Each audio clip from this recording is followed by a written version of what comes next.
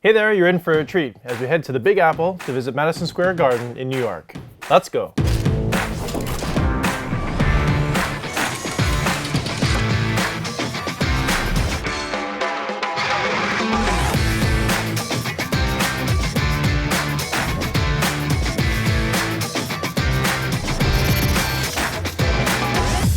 Hey there everyone, welcome back to Rinks Around the League. I'm your host Jeff Nash, and on this episode, we're heading off to the NHL's oldest rink, Madison Square Garden in New York, home of the New York Rangers.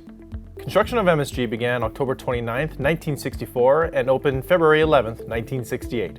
It cost $123 million and is owned by the Madison Square Garden Company. MSG was privately financed. In 2013, MSG completed its two-stage, $1 billion renovation. Its current scoreboard measures 28 by 15.7 feet. Its capacity is 18,006. MSG is the last NHL venue not to be named after a corporate sponsor. Now, MSG is one of the most famous sports venues in the world, and in fact, they live by the statement, the world's most famous arena. And it's not just an empty statement. From the building's architecture and its history, it lives up to the hype. We're going to dive into a little bit of a history lesson now, but it's not going to be boring, I promise. MSG has some of the richest history in all of New York. Madison Square Garden got its name after the fourth president of the United States, James Madison. Now, Madison Square Garden has a rich history involving many locations and many buildings.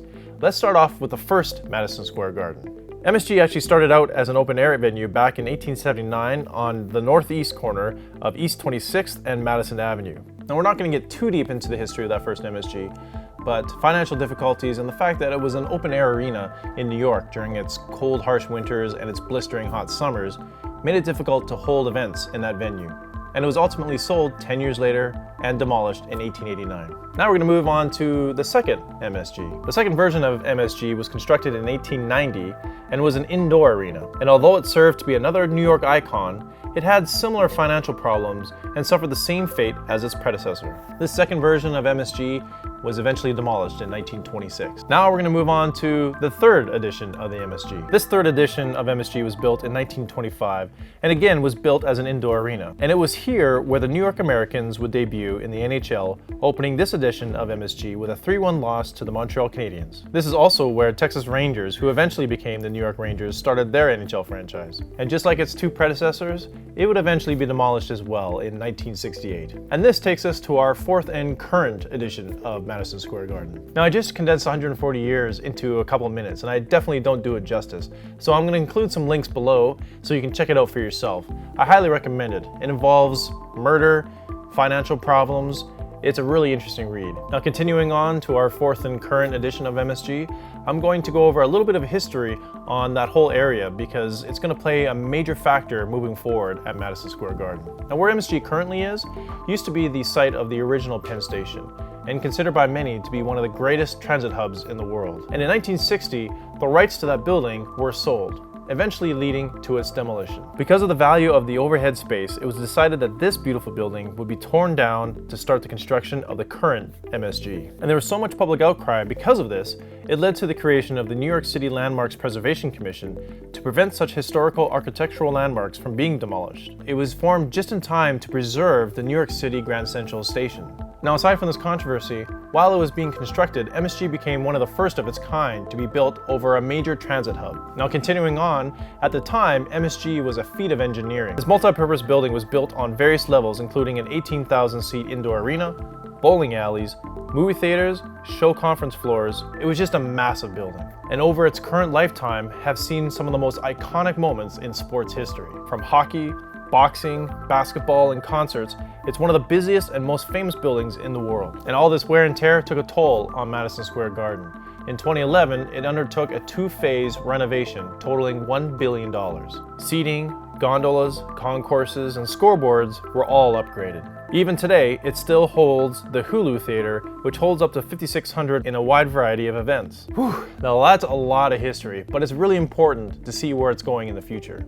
Now, moving on to things I like about MSG, some rinks and some venues just have an overwhelmingly historic feeling to it.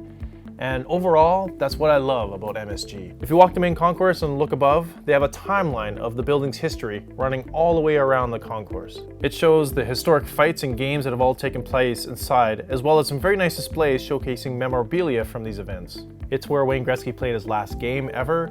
It's where Mark Messier led the Rangers to end the curse by winning the cup on home ice. And of course, it was the site of the fight of the century with Ali and Fraser. Now, the first thing you'll notice when you walk into the bowl, you'll notice that iconic roof. And I initially thought it was made out of wood because of its color, but it's in fact metal. And it's the only arena ceiling in the world that's concave. 48 bridge-like steel cables come together in the middle and hold the roof sections together, so there aren't any beams or supports obstructing the views for fans. And there's tons of iconic banners up on that roof, from the Rangers and the Knicks. Their scoreboard, like some rinks, isn't the largest, but it is awesome. And that MSG marquee is just the icing on the cake.